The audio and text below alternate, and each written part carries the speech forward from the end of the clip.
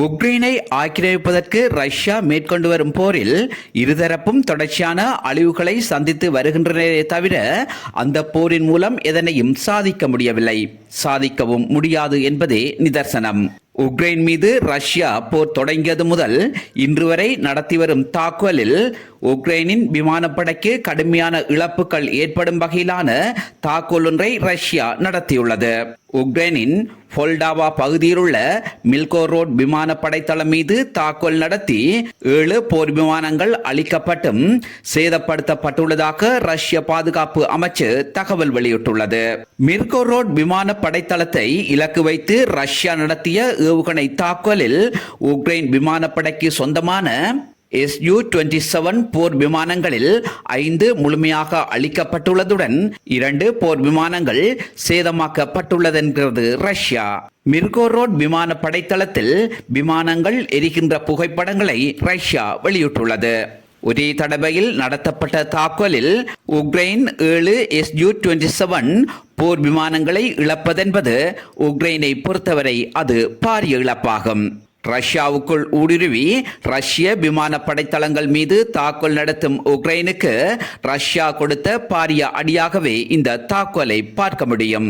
திங்கட்கிழமை மாலை Iskandar M ரக ஏவுகணைகள் மூலம் ரஷ்யா மில்கோரோட் விமான படைத்தளம் மீது 2 ஏவுகணை தாக்குதல் நடத்தியதாக அறிவித்திருக்கின்றது.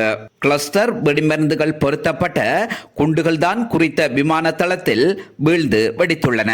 சில ரஷ்ய ஊடகங்கள் வெளியிட்ட தகவலின்படி உக்ரைனின் Su-27 ரக போர் விமானங்கள் 2 அளிக்கப்பட்டும் 4 சேதமாக்கப்பட்டுள்ளதாக அறிவித்துள்ளது.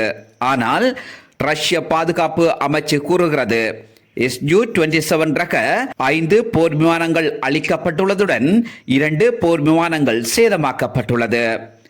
ரஷ்யா நடத்திய ஏவுகணை தாக்குதலில் எத்தனை விமானங்கள் அளிக்கப்பட்டு சேதமாக்கப்பட்டுள்ளன என்கின்ற சரியான தகவலை அறிய முடியாத நிலை தற்போது ஏற்பட்டுள்ளது.